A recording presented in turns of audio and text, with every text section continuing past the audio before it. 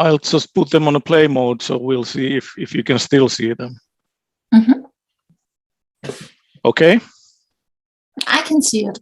Okay. Yes, I can see it too. Okay, I think it's all right then. So. Okay.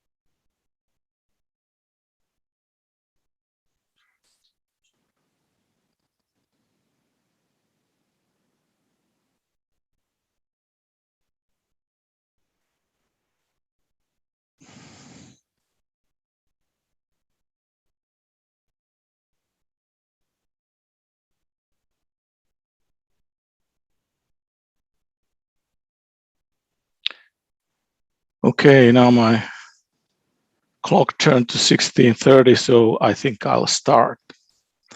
Start if it's okay. So my name is Simo Uusinoka, and I come from Hammerkamme University of Applied Sciences. We are located in southern part of Finland, and it has been raining for 2 days now. It's not very cold, which is strange here. It's about 9 Celsius degrees plus right now, so we are happy, but we don't know when the rain starts to be a snow, so we'll see. It can change it tomorrow maybe, but we'll see. But anyways, now we are in the Zoom, so the weather is not a big issue here. And I'm delighted to have the opportunity to share some thoughts with you about students with special needs who challenge the competence of the vocational education training guidance counselors right now. And we have been doing a study over it, and I'll shortly walk you through our study and take out some perspectives of this given topic. And we have a half an hour approximately, so I'll try to be brief and clear. Let's see if I succeed. It's demanding job anyways. But the overview of the presentation is something like this, that first I'll enlighten a little bit of a background of the study, and I'll tell you, now it went, I'll just change my slide too rapidly. So background of the study and I'll tell something about 2 projects that we have had around this topic. And after that, a slide flash about renewal of upper secondary level education in Finland, which we are in the middle of right now, or it has been implemented this year, really. And all the legislation has now in action, and something about that. And then something about the survey that we have made around this topic and the results of the survey, and lastly, the conclusions. So this is the plan that we are trying to follow the next 25 minutes. So first we have this project that we have, it has been a 3 years project funded by the Ministry of Education and Culture here in Finland, and it's called Right to Learn, Skills to Teach, which means that we have been really studying the ways that how personalized study paths could be beneficial for the students in upper secondary level. And we have found out that even if we try to keep the education in standardized methods or ways or paths, the students tend to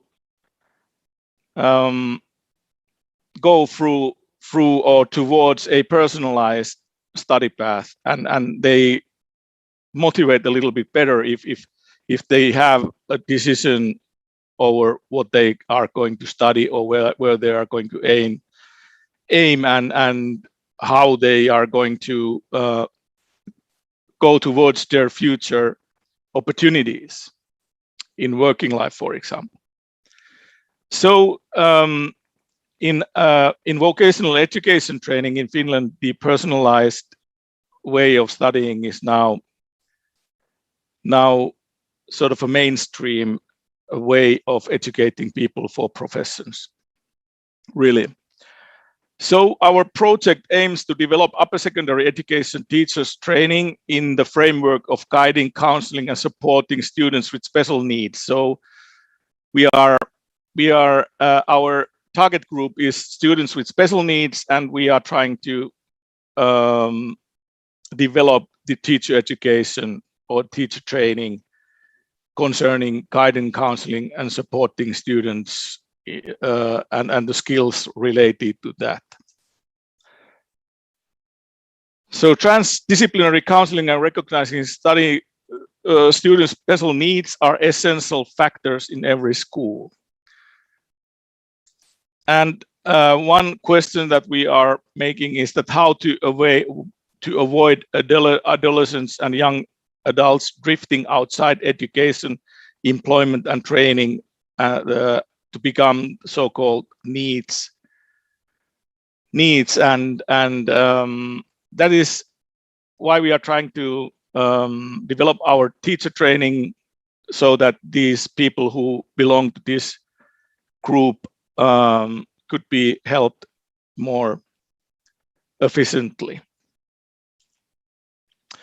And here is a little bit blurry picture of our project, Right to Learn, Skills to Teach. And it shows that we have 3 main themes in our project. The first theme is pedagogical development of learning plans in teacher and special education needs teacher and study counselor training. And we are developing our curriculums really in this section, and we are doing it together with different stakeholders in Finland in teacher training altogether. The team 2 has been the teacher training universities joint courses and seminars in special education needs and counseling, which means that in course we have joint courses now in the seminars in universities. We have courses and seminars in universities of applied sciences, and we have teacher training, and these both concern teacher training, special education needs teacher training, and teacher training in study counselor training too. And the team 3 has been towards the new culture of compliance, which means developing partnerships, working life skills, and skills for international cooperation. And in cross-sectional targets, we have had this improvement of teacher training, international setting, and research-based development of teacher training. So all that we have been doing, and I think that the main results what we have had is the deep insight in our curriculums in different universities concerning teacher training or SEN teacher training or study counselor training. So we found out that we have rather a lot of similarities in our curriculums, but we have certain differences too. And we are, of course, trying to find the similar parts from those curriculums and try to arrange some joint courses and seminars in particularly these topics. So in Finland, the secondary degree education is strongly renewed in terms of both legislation and practice. And right now, what is ongoing here is extension of compulsory education during this year, which means that our compulsory education ended at the age of 16 before. But now we have extended that age and it's 18 right now. So everyone has to apply to upper secondary education in Finland from this year. So the goal is really to address the diversity of students and contribute to the progress of their studies according to their unique abilities, including those in need of a strong support. So we believe that doing this extension of compulsory education, we can have more of those young adults and adolescents to do the upper secondary level education than we did before, because we have found out also, like, which is really common knowledge, that upper secondary level education or having a profession, so-called, is one of the strongest predictors of future success in life. So if we think this in terms of guidance counseling, it's really a matter of, like, the role of career guidance in secondary education it's really changing towards more inclusive and transdisciplinary approach because of this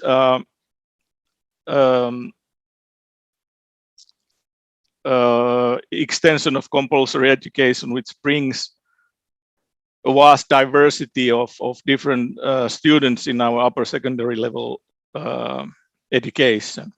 In practice, it means that the guidance counselors can provide career guidance and special education needs teachers can provide support for the students with learning difficulties or special needs at the same time, for example, in joint guidance sessions. So we have to find out the ways that we can offer these students both appropriate guidance and appropriate support for their studies. And the aim of the extension of compulsory education is really by the government, that it's having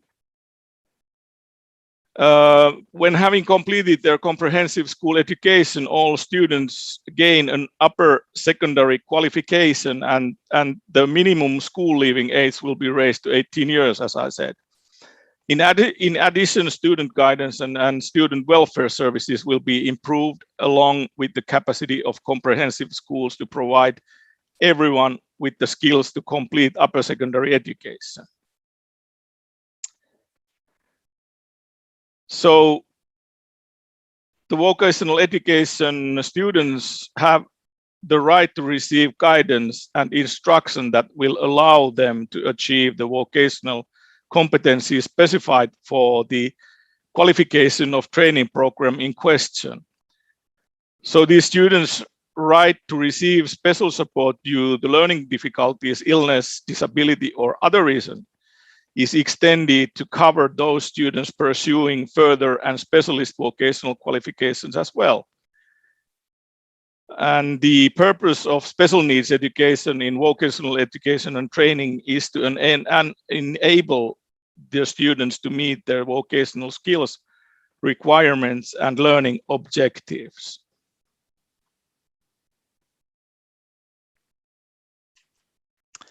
So something about the survey we made, and the research was carried out as a part of the larger school counseling professionals at their work project.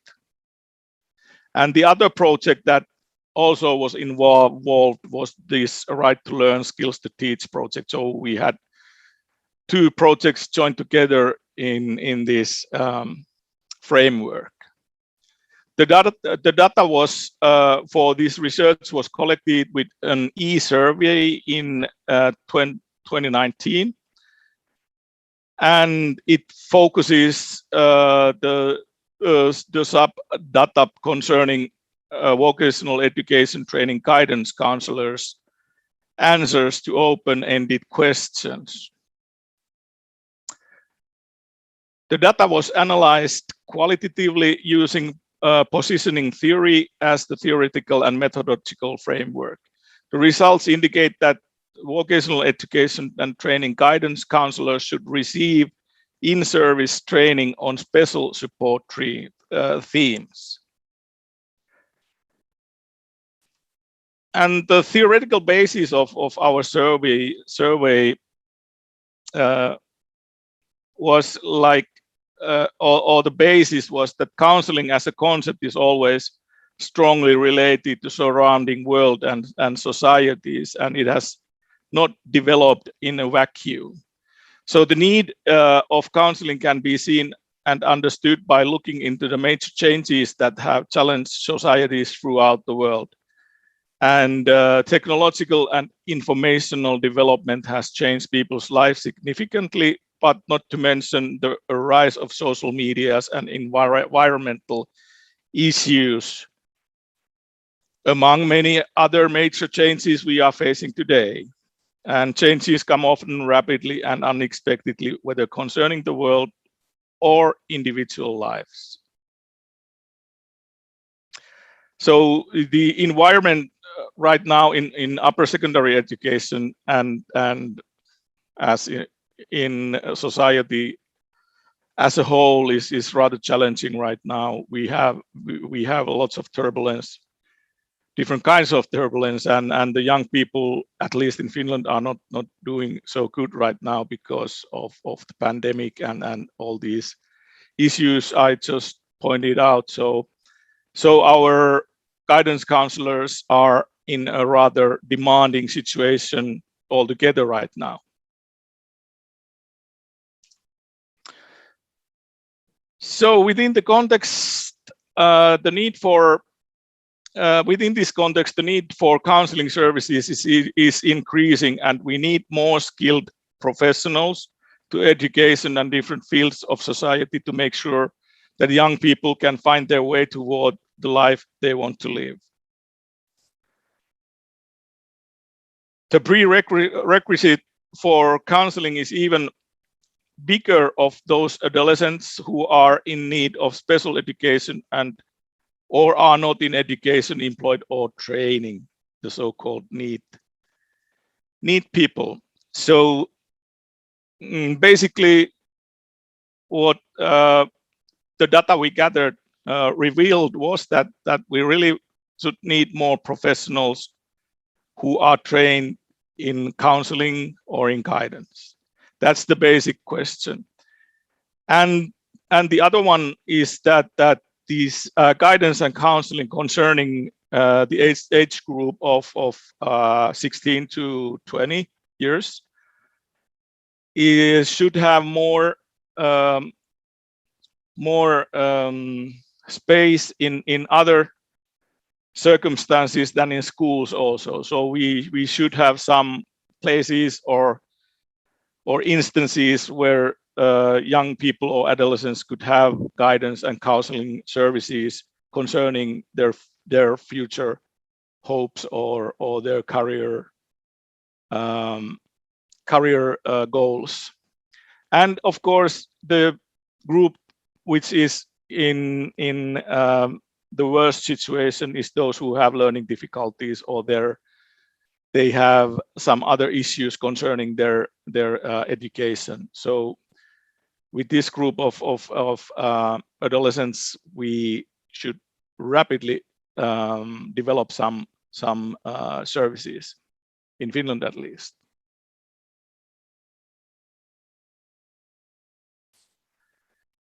So one framework that we ran into during our work studying in guidance and counseling was to try to see the things through mindset.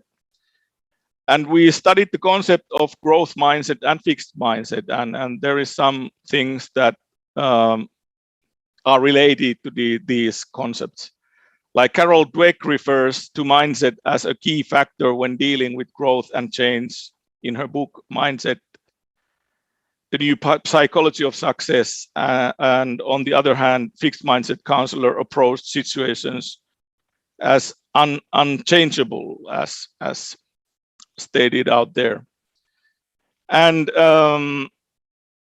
fixed mindset counselors think that a bad plan is a failure, and the students and parents in need are annoying, and professional development is a waste of time.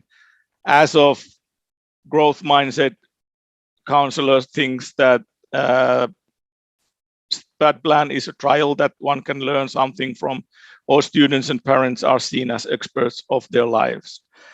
The matter really is figuring out how to communicate in the best way possible, so to speak.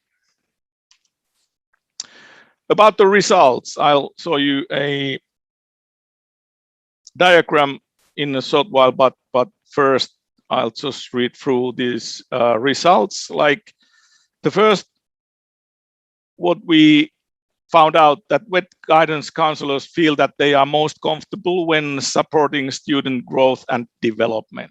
So that's the work that they feel up to, and they think that their competence is relevant for this subject. And the other aspect was that the support for the development of students' competence identity in vocational education and training in collaboration with other staff members is one that they feel that they have a competence to do. And also the multidisciplinary student care competence is also assessed as good, and working with parents is diverse but successful anyhow. But in supporting students with special needs would require more skills, and they also stated out that this kind of work has been growing past few years. So that's one thing that we teacher trainers should take into account, that vocational education and training guidance counselors absolutely would need more competence or skills in dealing with students with special needs, and especially in Finland now when we have this extension of compulsory education ongoing right now. So the what we can say about this is that often guidance counselors in upper secondary level work with special education needs students without sufficient knowledge and skills, as we can see from the exact answers from this group. So the special support is blue line here, or blue post here. So we can see that there are a lot of guidance counselors in this survey that think that they don't have the sufficient competence in working with students with special needs. So that's the main conclusion that we made from this question, really. But what we need to do is really put more focus in skills related to special education needs students. And that's in particularly in guidance and counselor studies. And in upper secondary school, the higher level competence in supporting SEN students is needed anyhow. This includes also the multidisciplinary cooperation with different professionals, including guidance counselors. And also we find some correlation between competence in skills supporting SEN students and well-being at work when asked from guidance counselors. So it relates to the thing that if guidance counselors feel that they have enough skills to support special education students, their well-being at work is growing or is better, so to say. And lastly, we ran into a sort of a side gig of this survey, and we started thinking about guidance counselors and SEN teachers in a way that what do they have in common? And they do have in common the student's path to life desires. And they partly have same competence needs, but they still have separate training implementation in Finland. But many teachers in Finland acquire both qualification trainings. So it means that critical analysis for both guidance and counselors and special education needs teacher training curriculums should be implemented. And on the left side, we have gathered a sort of a collection of competencies that special education needs teachers and guidance counselors have in their curriculums. We have made a look to the different curriculums for guidance counselors and special education needs teachers, and we found out really that we have a lot of in common, but we have some separations also. So we shall see what is going to happen in the future. Shall we have still the separate trainings for guidance counselors and teachers for special education needs, or shall we partly move to joint implementations, or shall we put together both trainings all together? In Finland, we have like this is a sort of additional qualification when you train to be a guidance counselor or special education needs. It's for both, it's 60 credit points, and you have to be a teacher before you can apply to this additional qualification training. But that's about it. I hope this gave you something to think about and raise some thoughts, and I would be happy to answer questions. We have 4 minutes now, so if you have some questions, please, I try to ask to answer if possible.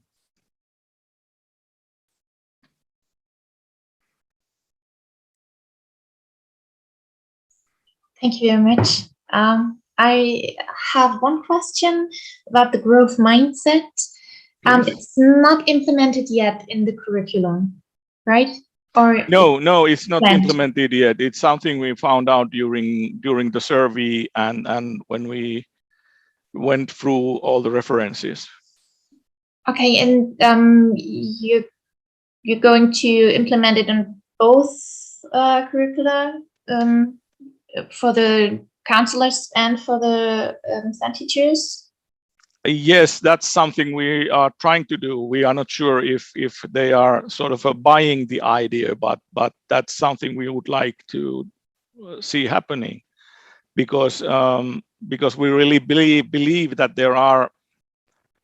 that the mindset or the framework of mindset gives a good background for both professions really, and it gives teachers a good point of view of their own work or the own or the possibility to reflect their own work in this given framework.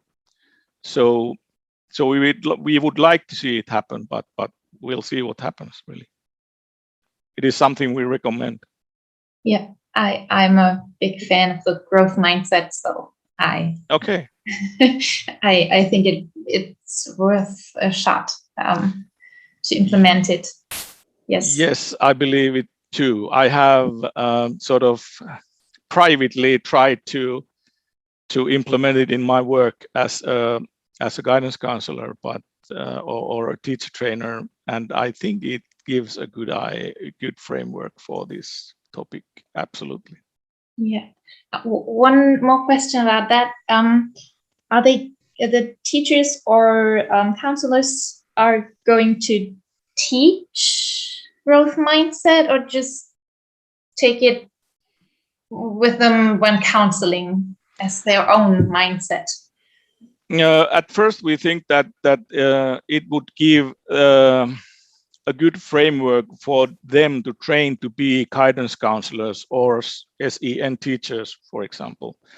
But alongside that, I think that it gives also a framework to work with the students that they are guiding or teaching.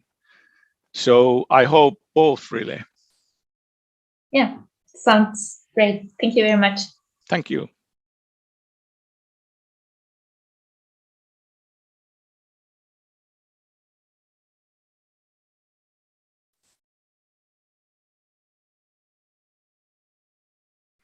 I see that there is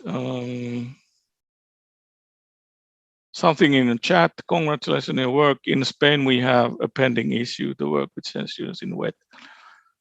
Basic focus of training. Yeah, okay. So in Europe altogether, we have very different situation concerning this topic, like SEN teachers in vocational education and training.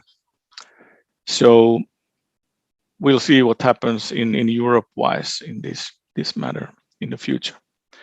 But I'm now, on my timeline, so I'm putting away my show, and the next one can start. So thank you very much for your attention, and hope to see you again in some place, some seminar, perhaps, who knows, maybe next year. Thank you. Bye-bye. Thank you. Thank you very much again. Thank you. Thank you. Okay, I think we're next. I'm trying to share my screen.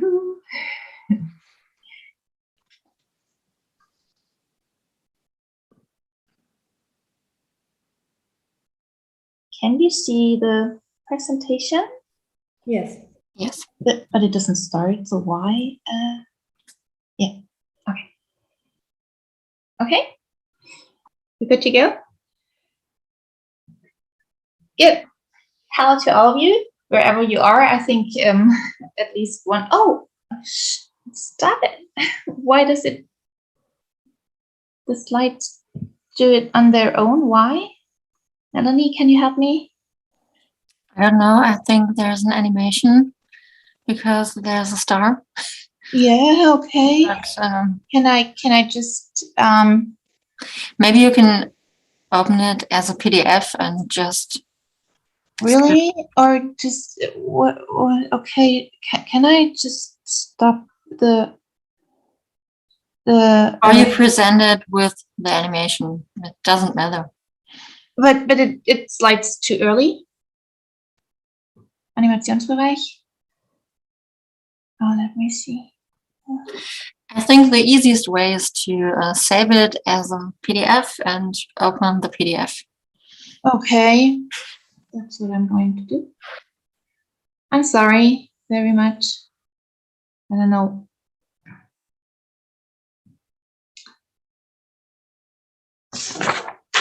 I'm going to hurry.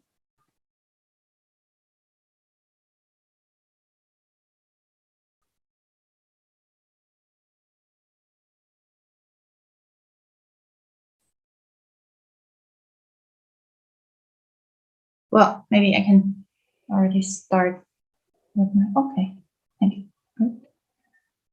Where is it? Here it is. Okay, can you see it? No.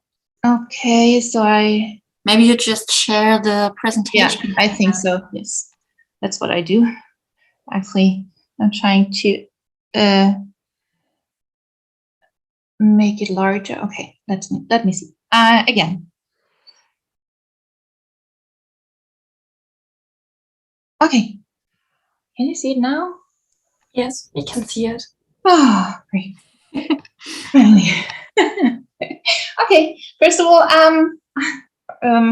beside from this technical problem, I have to apologize because due to technical problems, I cannot switch on my camera, but you can see my lovely colleagues, Alina and Melanie, and I can finally share my screen, so everything should be fine by now. We are very happy to have this to do this presentation and would like to thank the IVG for the great opportunity. We, that is Alina Gessler, Melanie Hochmuth, and myself, work on the research project Astara, which means successful start into apprenticeship at the University of Applied Labor Studies in Mannheim, Germany. Within this project, we conducted an online survey on the impact of the coronavirus pandemic on apprentices in southern Germany. There are 2 manuscripts in progress, one of which will be published shortly at the MBPI Journal of Sustainability, and the second paper is under review at the Journal of Social Sciences and Humanities Open. In the following session, we would like to present some of our results we obtained from the survey. So let's start. I hope you can read it as it is not that big anymore. Okay, the theoretical frame. When planning an interview with adolescents, special requirements must be considered in order to generate successful data collection. Surveys in a household context are negatively affected by the presence of parents, while the school context leads to biases due to perceived testing situation and social desirability. Adolescents who frequently use mobile internet in their free time are more likely to participate in online surveys. Moreover, online surveys offer higher methodological flexibility. In addition, adolescents' concentration span in surveys is low and requires easy language and features with personal experience. Furthermore, visual presentation influences response behavior, and multimedia elements supporting question content improve data quality among adolescents. In particular, when mapping rating scales, symbols are most suitable to represent positive and negative dimensions. Well, about the coronavirus pandemic and workplace changes, school closures of stores, contact restrictions affect both private and personal life. Since the beginning of the pandemic, life satisfaction is reduced on the one hand and worries increase on the other. And apprentices who are exposed to change in 2 learning locations, in the workplace and in vocational school, are therefore logically doubly challenged. These circumstances gain relevance with the coronavirus pandemic. So far about the theoretical frame of our study. The study design. How did we collect the data? The questionnaire contained a quantitative part with closed questions, as well as a qualitative part with the possibility to add free comments to selected closed questions. This intended to gather important aspects from the adolescent's point of view that had to be taken into account when the questionnaire was created, and that could possibly be used, had not been taken into account, and could possibly be used in subsequent surveys. Open-ended questions were used sparingly and answering was optional. The inclusion of quantitative and qualitative parts in the survey allowed for deeper understanding and a higher explanatory power, because one can examine the matter in greater detail and discover new dimensions. The data used for the present analysis are collected as primary data in the Astara project. This enables the study design to be specifically geared to the target group. In order to take into account the challenges explained when surveying adolescents, the survey is conducted in cooperation with the Chambers of Handicraft and Commerce and Industry, The apprentices answer the questionnaire as a computer-assisted self-interview, mostly during supervision at the chambers when they're at the chambers, yes. The online questionnaire had been optimized for processing on a smartphone, formulated in easy-to-use language, and the scales were supported by visual elements that depicted the gradation of the answers. The graph here shows, if you can see it, the English translation of the scale we used.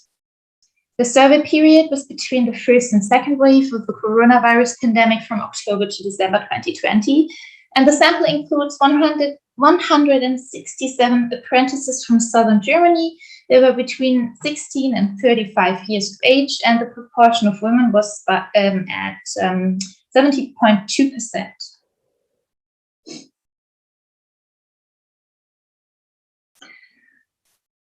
We have formulated the following research questions.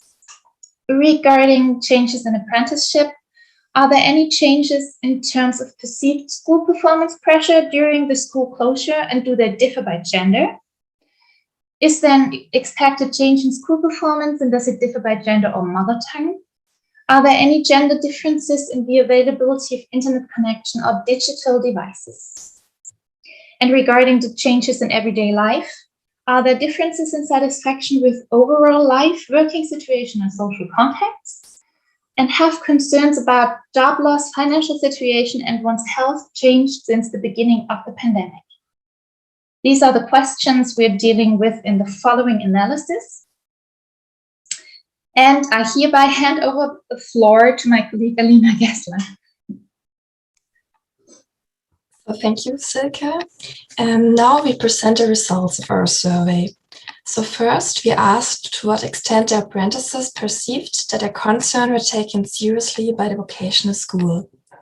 This was a fully verbalized 5-point scale from strongly disagree to strongly agree. So higher values representing greater attention to concern. And as you can see from the bar chart, the middle category is the most frequently represented. So here 22.8% of the apprentices strongly disagree with the statement, and in contrast, 12.6% strongly agree. As you can see with the statement, so the category strongly disagree is the second most frequent category. And the results show that more than 40% did not feel taken seriously by school. So on the other side, you can see a box plot. The cross in the middle of the box represents the mean value, and the median is indicated by the horizontal bar there. And the box shows the distribution of our apprentice's statement, and it's bounded by the first and the third quartile. So longer boxes shows higher heterogeneity. And the whiskers typically reflect the minimum and maximum data of the respondents, unless extreme values are present. So if these values are present in marginal areas, the whiskers represent data outside the quartile limits, and extreme values are highlighted as dots. But in this plot, there are no outliers. So here the mean was 2.8, and the distribution of responses is quite symmetrical. Among respondents, 25% of apprentices indicated a value of 2, and 75% reached a maximum value of 4. So according to these values, the recognition of apprentices' worries is in the middle range. So, yes. And next, we asked about agreement with the item. I feel the school performance pressure is greater than before the coronavirus pandemic on the same scale. And here we differentiated by gender in the analysis. So the distribution is very wide-sided. 42.3% of women and 31.4% of the men strongly agreed with the statement. And the box plot clearly shows the gender difference in the distribution. And men felt slightly less pressure to perform on average. And the smallest value for men is 1, so this is strongly disagree. And for women, this is 2, it's disagree. But this 2, it's an outlier for women, so it's a dot on the box plot. Yes, so next. Sorry. Thank you. Next, we asked about agreement with the item, I have a sufficiently fast internet connection at home on the same scale. And for men, however, the distribution is left skewed. So 45.3% of the respondents strongly agreed with the statement of the male respondents. And for women, the distribution is symmetrical with a strong tendency toward the middle. The mean value for men is 3.90, and so it's also greater than for women with 3.30, as you can see in the box plot too. And here, the effect was statistically significant with an effect size of 0.478. So here we use Cohen's-d. This is a standardized measure of effect size, which reach from 0 to 1. And the effect size here is considered a medium effect size. This result suggests significant difference in internet use between genders. So, we also asked about the extent to which sufficient computers, laptops, and tablets were available at home, and divided this by gender. Here too, it can be seen that the distribution is more symmetrical for women than for men, and it's quite remarkable that 58.12% of men strongly agree with the statement. Thus, more than half of the men are well equipped with technical devices. Women achieved a mean score of 3.54, while men were higher at 3.97. But this effect was not statistically significant. We also asked about expected change in school performance and divided this by gender again. So the bar chart shows that 12.5% of the women expected an improvement in performance. By contrast, more than twice as many, so 24.6% male apprentices said that they expect an improvement. In addition, 28.9% of the men, again more than twice as high than women, stated that they do not expect any change, whereas this was the case for 12.5% of the women. However, the proportion of women was significantly higher in the group of apprentices who fear a deterioration in performance. At 58.3%, most women expected their school performance deteriorated as a result of school closure during the pandemic. And this proportion is twice as high as for men, with 24.6%. And here, the gender differences are statistically significant. So the pandemic had a worse impact on women's performance than on the performance of men in our sample, at least according to their own subjective assessment. So we also analyzed the items separately by native language. So more precisely, we subdivided it according to the German native language and the Turkish native language. Turkish was our largest mother tongue apart from German in our survey. So here it is striking that 29.2% of the respondents with German as the native language stated that their performance had deteriorated. For the group of Turkish as a native language, proportion was higher at 66.7%. And this pattern is also evident with regard to the expected improvement. 16.7% of Turkish native speakers expected their performance to improve, compared with 20.8% of German native speakers. And the mother tongue differences are statistically significant too here. Yes. And now, Melanie, it's Yes. Yes, thank you, Alina. I will now present the results of an analysis of the apprentices' satisfaction and worries during the pandemic and how they have changed. The apprentices responded their satisfaction from 1 for very dissatisfied to 10 for very satisfied, retrospectively for the period before the pandemic and for the current period, but this was in autumn 2020. We examined 3 areas: the working satisfaction, the quality of social contacts, and the general life satisfaction, with a total of 6 items for women and men, as you can see in the figure with the boxes. First, the working satisfaction. As you can see on the mean, shown by the X in the orange boxes, women were only a little more satisfied than men before the pandemic, and the length of the boxes is quite similar. During the pandemic, which is illustrated by the red boxes, the satisfaction decreased statistically significant for both groups, but a little greater for women, as you can see on the effect size by Cohn-Stee in the table 2. For women, in addition to the downward shift of their box, there's an increase in heterogeneity by the length, as you can see in the figure. A different pattern emerged for the second area, the social contacts. Before and during the pandemic, men were on average more satisfied with their social contacts than women, but the reduction due to the pandemic is stronger for women. Cohn-Stee indicates that there is a medium effect size of 0.48 for men and a much larger effect size of 0.70 for women. Now we look at the third area, the life satisfaction overall. Before the pandemic, women were more satisfied with life in general, illustrated by the purple box. During the pandemic, this advantage reversed, and however, the effect size is also much larger for women with 0.90 than for men with 0.40. On the next slide, you can see the apprentices' worries in different areas. Thank you, Silke. First, the financial situation. Women and men have been more worried about their financial situation since the pandemic.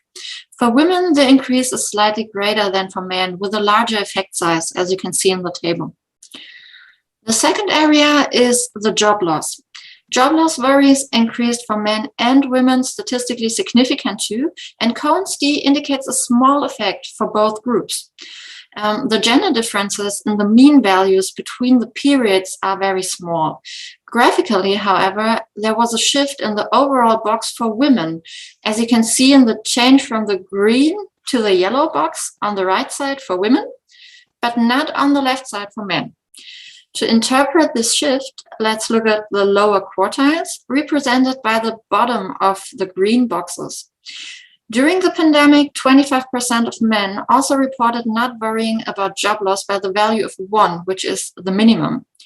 But there are individual outliers shown by the green dots. In contrast, 25% of women scored 2 points out of 10 and therefore rate their worries a little higher, but have not any outliers because the box is higher.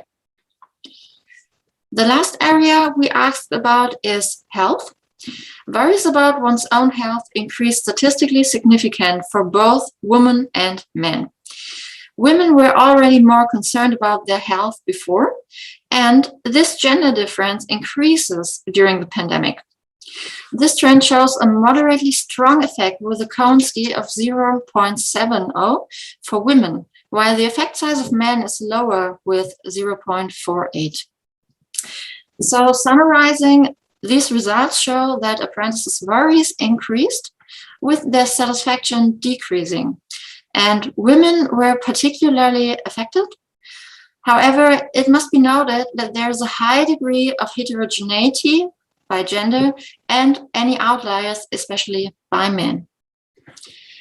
So I hope this was quite interesting and you can follow the instructions. And Silke, yes, you can go on. Thank you. We have some qualitative results as we asked the open-ended questions, as I said at the beginning. And we wanted to find out more about the individual view of the apprentices. The open-ended questions and the answers helped us to understand the high heterogeneity of the answers, for example, on the questions about satisfaction and worries presented by Melanie. Some apprentices describe problems when learning for vocational school. The switch to online instruction is difficult for apprentices, both technically and in terms of content. They report inadequate support and communication of the learning material by the teachers. And overall, the independent learning is very difficult.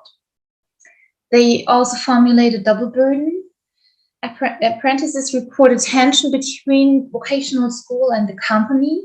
They had to work in the company and were not given time off for vocational school days in order to study for asynchronous classes, even though they would have been at school if the schools were open.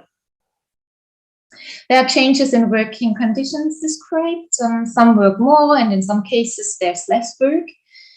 There's often no contact person in the company due to short-time work, and the masking requirements affect everyday working life, especially in the handicraft sector. You can see the red comments, original comments from the open-ended answers. Yeah, our conclusion.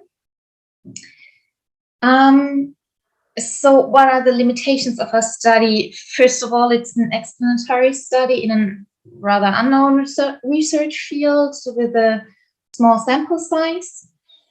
And the qualitative part is very helpful for our follow-up survey. Nevertheless, we found two main topics we want to look deeper into and do further research: the tension between the vocational school and the training company, as well as digitization at schools and at home. In addition, the gender differences as well as the differences by mother tongue should be examined more closely. The follow-up survey started at the beginning of October and addresses these topics in particular. The aim is to obtain a larger sample in order to improve the quality of the data. We have some references. And we want to thank you for your attention. And if you have any questions, just shoot. We have 5 more minutes.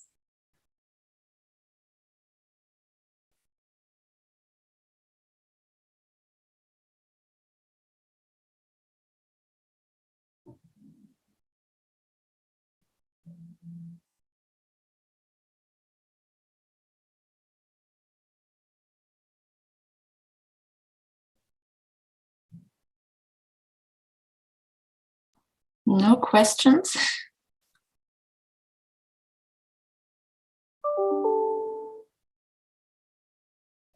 Well, if there are no questions, we can just start with the third presentation.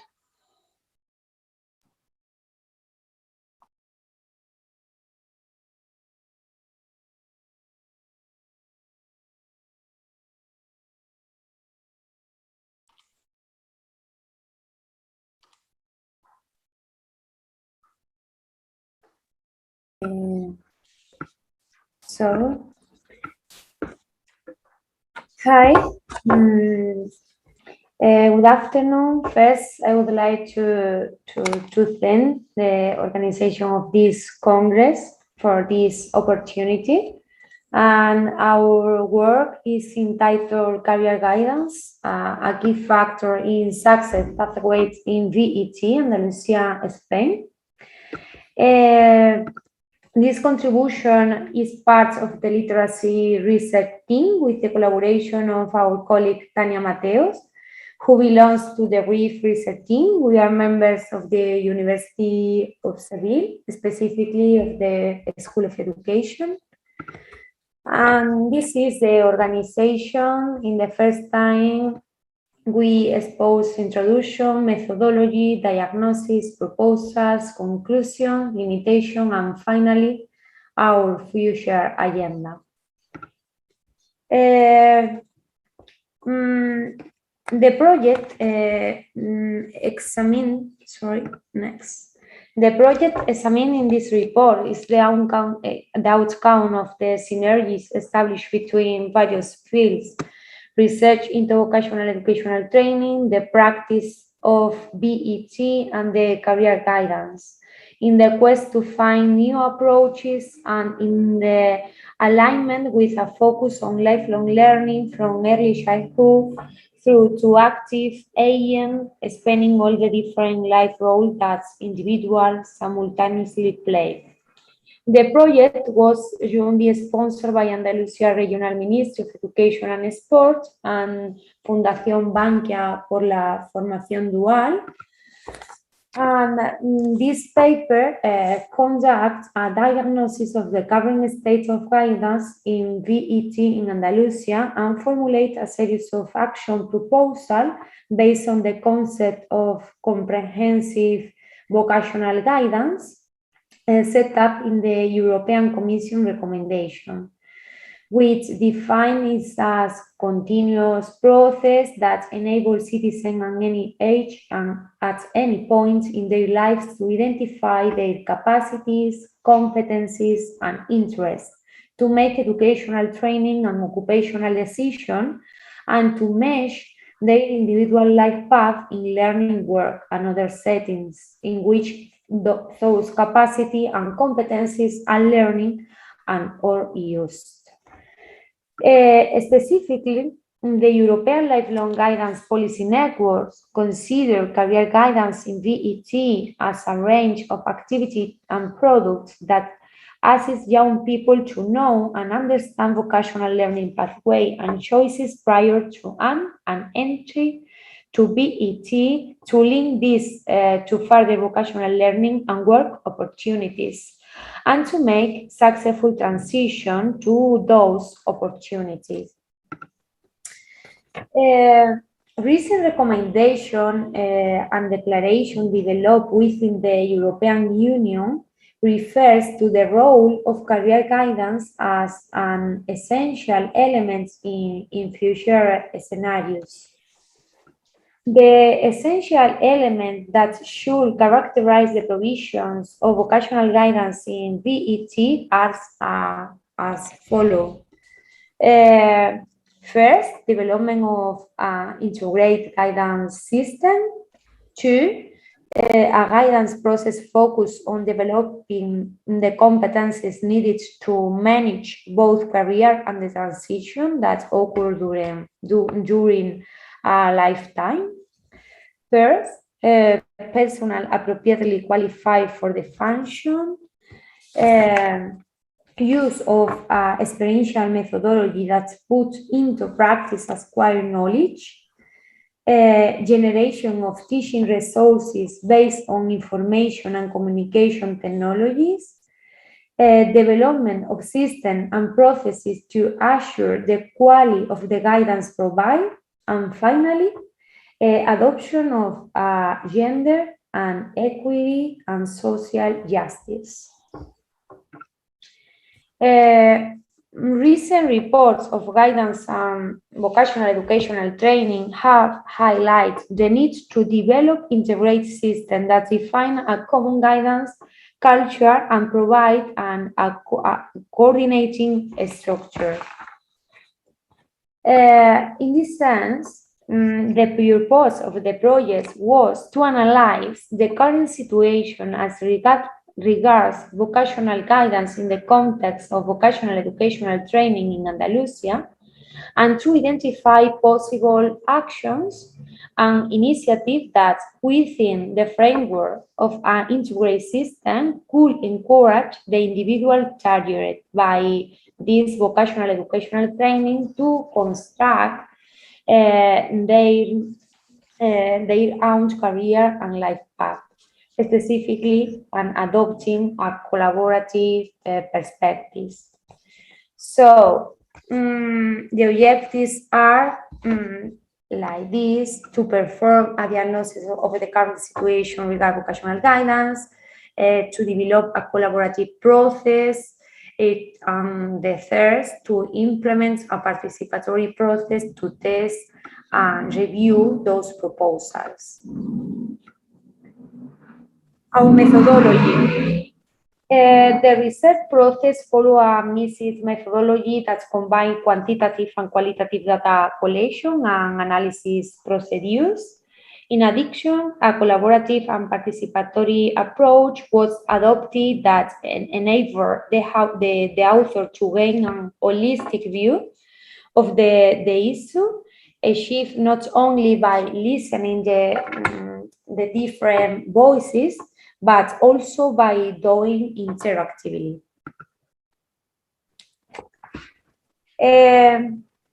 In this paper, we only present the result about qualitative research process as well as the main findings. The qualitative information was generated through a collaborative research process, and which is described as follows. As regard, the qualitative information is essentially derived from creative idea generating session inspiring design thinking, and the process was as follows. Let's group session 1, identification of area. In the session 2, production of a SWOT analysis. In the third place, expert panel session, design thinking process, the completion of the WOS analysis indicates before. Session reviewing the proposal with stakeholders groups. And finally, joint session between the lead groups and the expert panel to review the action proposals. Most of the data analysis was carried out in the field. We use a methodology named co-analysis. The research team worked together with the other participants to arrange encounters that became spaces for dialogue where they discuss, explore which other and collaborate in the construction of the main funding of the research.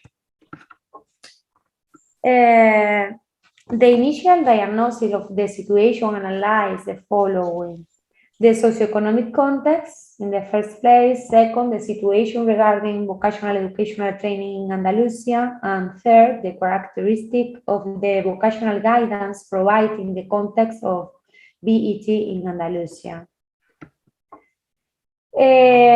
Based on all the information generated, 9 challenges were detected.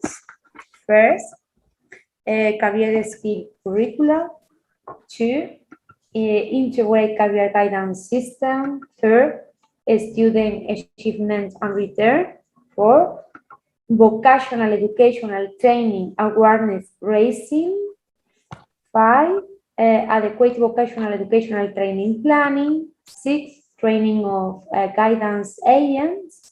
7, innovate methodology and resources. 8, quality assurance of career guidance. And finally, the number 9, companies involvement. Now my colleague Soledad will continue with the presentation of the result of our research. Thank you. Thank you very much, Celia. In relation with the proposals, we are going to present them in relation to the challenges that Celia has told before. The first challenge were curriculum integrated guidance planning throughout schooling, and the proposals were to develop a curriculum framework for the development of career management skills based on good practices and incorporating a gender perspective. The second one was incentive to career development guidance projects at all levels of education, enhancing education, business, and community collaboration. The adequacy of the organization and functions of guidance services and ratios, and strengthening the development of personal and social skills in vocational education and training with a review of the curriculum and a call for specific innovation projects.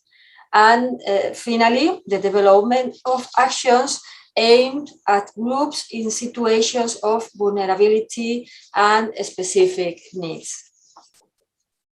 In relation to challenge 2, the development of the integrated career guidance systems, the proposal were legislative development of the integrated vocational information and guidance system, a framework of procedures, plans, and timetables for the management of integrated guidance actions between administrations, services, and agents, with the participation of the whole stakeholders.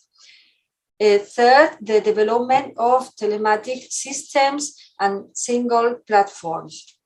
And finally, joint education, employment, and third sectors and companies' guidance plans. In relation to challenge 3, the attentions to the success and return of vocational education and training students, the proposals were plans for prevention and learning enhancement, reinforcing guidance from early stages, addressing career management and learning skills, mentoring and VET preparation programs, calls for actions to promote decision-making that is not biased by gender, aid to mobility measures for access to courses and of interest, attention to the specific guidance needs of groups in situation of social vulnerability, integrated action plans for educational centers, the second opportunity schools, and permeability between formal and non-formal education, and finally, tools for the recognition of acquired competencies and skills in formal, non-formal, and informal learning, and use of the Europass and Youth Pass. In relation to challenge 4, improving knowledge and awareness of VET, the proposals were incentives for VET dissemination activities designed with the participation of students, teaching staff, and families. The development of informative videos of each course starring students and linked to social media.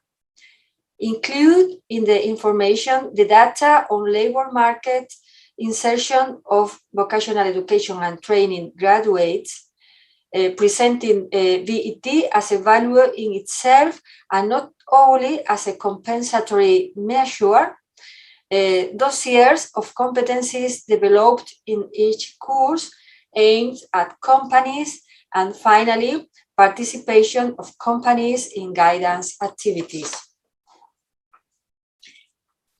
In relation to challenge 5, please, Celia, next slide. The adequacy of the planning and academic organization of VET, the proposals made by the participants were legislative development of vocational guidance and VET, for instance, a vocational guidance and vocational training act, regulation of lifelong guidance, the expansion of vocational training offer, the flexibilization of the curriculum, timetables, bridges to respond to the student needs, the inclusion of attention to students with disabilities in vocational education and training regulations. This is related to the first paper, and vocational education and training, tutoring, and career guidance activities. For the 6th challenge, adequacy of training and selection of career guidance practitioners and agents, the proposals were adequacy of the teaching staff and guidance practitioners, the definition of the roles of the different guidance agents with consideration of the specific profiles, the inclusion of guidance contents for career development in initial teacher training, the collaboration between universities, educational administration in the design and development of education programs and in dual training internships. Another proposal was continuous training plans for guidance agents on career development guidance and calls for working groups and joint training for DET teachers, guidance practitioners with exchanges between educational centers and companies. And the last one is the presence of career counselors in all the centers. For challenge 7, the proposals were calls for innovation and educational research that promote and recognize good practices in the use of experiential and work-centered teaching methodologies, innovation projects on the development of career management skills, virtual resource platforms for career guidance with a career development approach, and shared ECT platforms, education and employment guidance officers and career coaches. For challenge 8, the proposals were designed of a specific quality assurance system for guidance in the educational and occupational spheres, the establishment of criteria and indicators from an integrated and lifelong guidance approach, monitoring committee for vocational guidance with representation of all the agents involved, the development of participatory evaluation, reliable and accessible records of vocational information to create a vocational information observatory, and the last one calls for research projects with the participation of universities, education, employment synergies.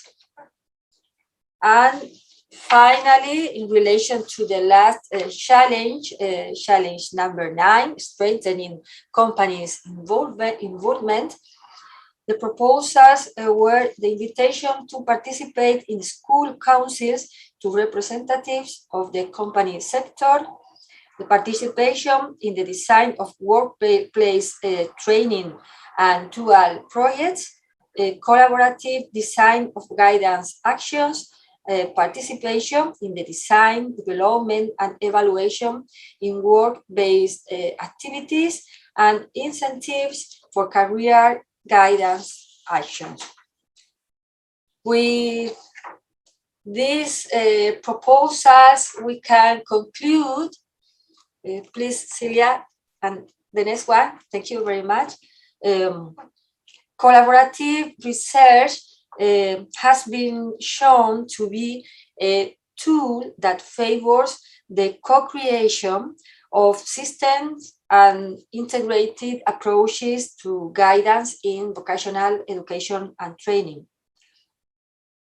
Taking into account that one of the main needs detected was the scarce culture of institutional collaboration between career guidance services and agents, the collaborative process of diagnosis and the elaboration of proposals have demonstrated the need and the possibility of this collaboration.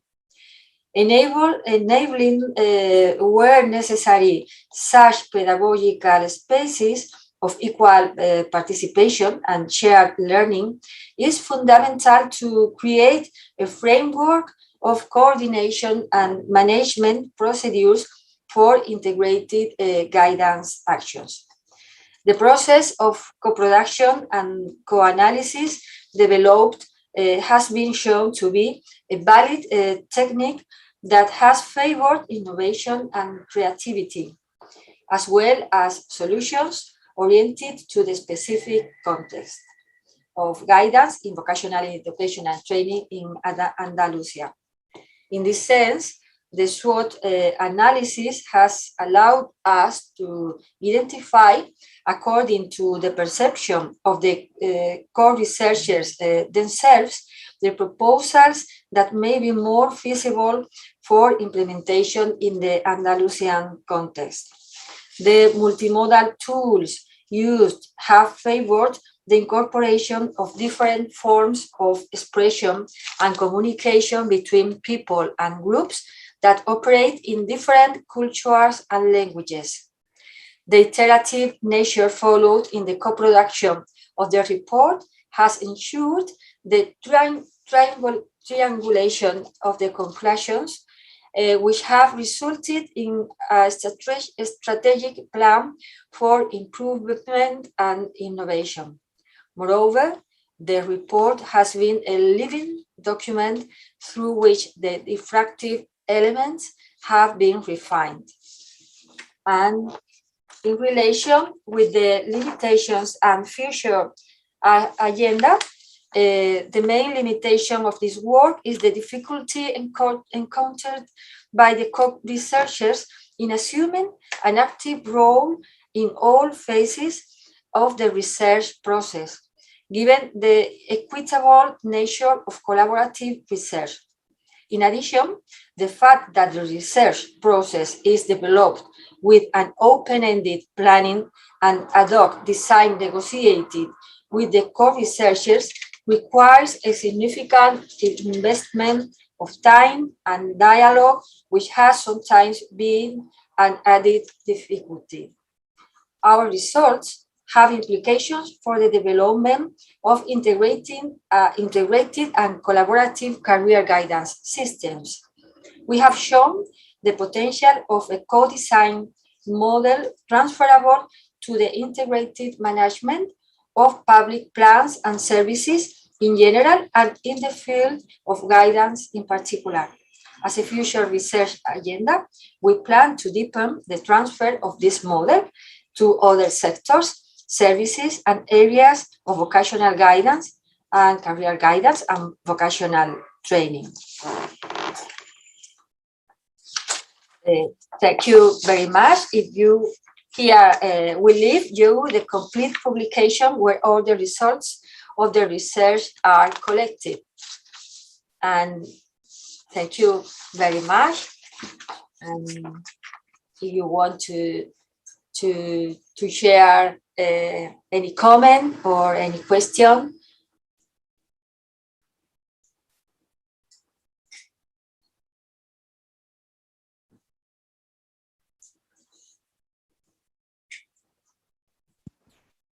Thank you for your wonderful presentation. It was very nice to hear from you about the situation in Andalusia.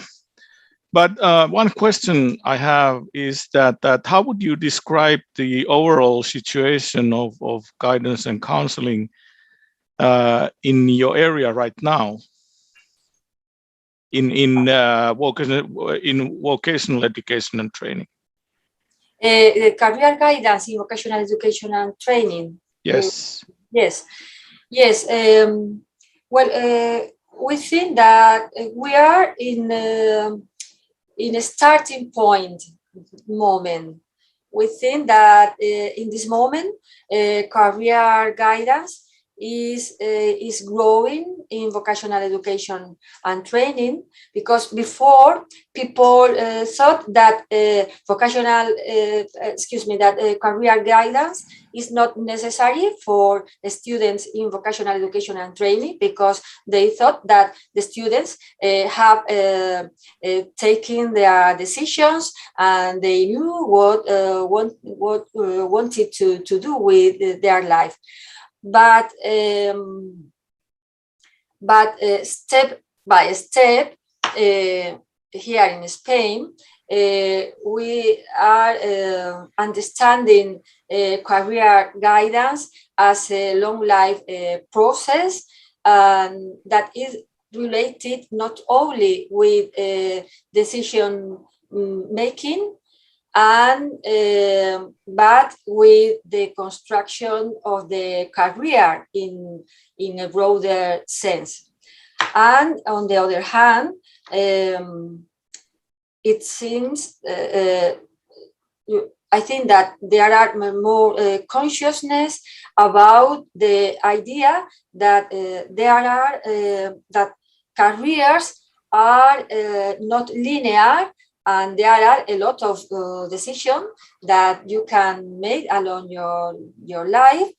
On the other hand, there are I think that we are recognizing the power of career guidance activities for put in contact both companies and schools and centers. You must think that in Spain we have a model of vocational education and training in the educational centers, because we are now starting with the dual model of vocational education and training, but up to now is a model centered in the educational centers. I don't know if I have given you an answer to your question. Yes, you did. Thank you. Thank you very much. It is interesting because one thing that we have also discussed is the sort of a broadening the concept of career guidance, because as the world stands right now, the career as a concept is narrowing really. So together with career, we could talk about future hopes or life design, or so that the career could be one part of a more broader sort of a perspective when dealing with young adults and the people who are figuring out what to do with their lives. So it's very interesting. Maybe we'll see in future some discussion about this too. Yeah. But thank you. Very interesting. Yeah. Thank you.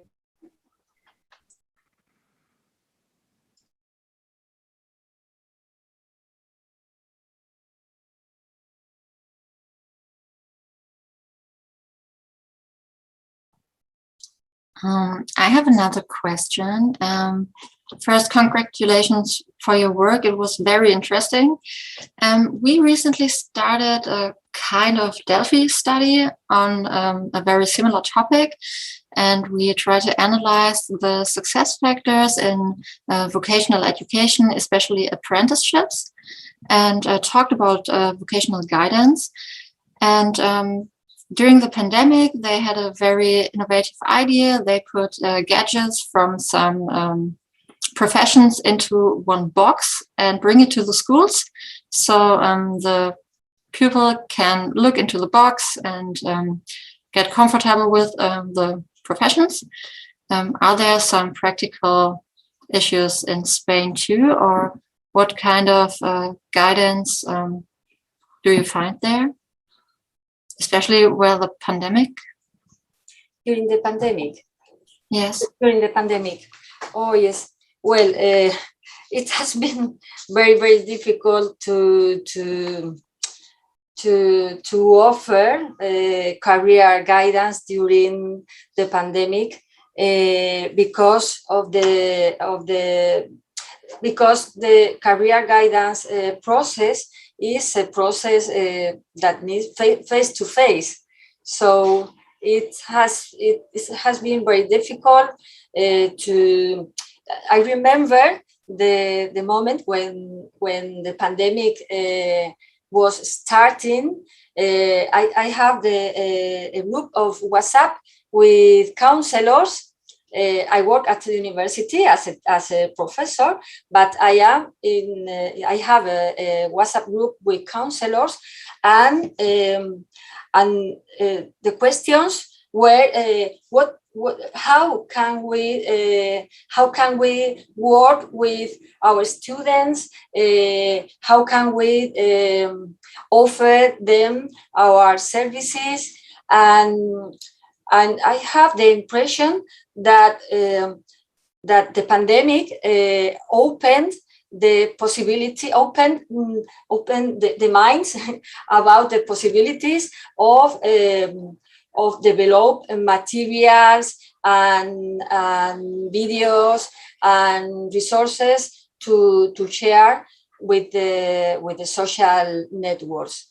But it has been very, very difficult. I think that we have developed a lot of materials, but we have not developed a career guidance model to work online, for working online. Yes, thank you. But I think you said there's a great potential, and I think the future will be much more innovative in such things. Thank you. Thank you.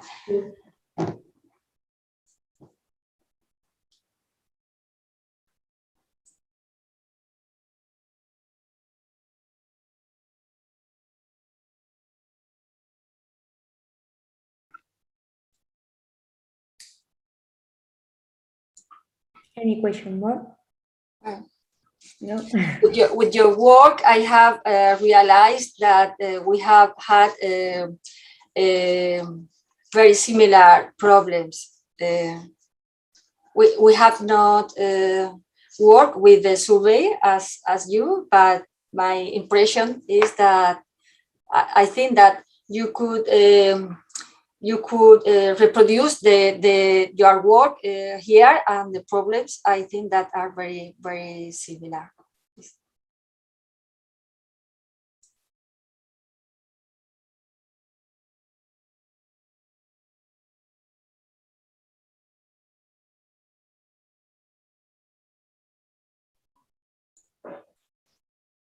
Well, I think thanks again to all of you. I think we have one minute left, but we can return to the main yes.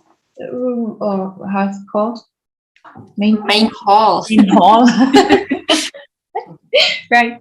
Thank you very much. It was very nice to meet you all. Thank you. Thank you. Very nice to hear. Thank you. Bye-bye. Have a nice Bye. seminar. Bye. You too. Bye. Okay, bye.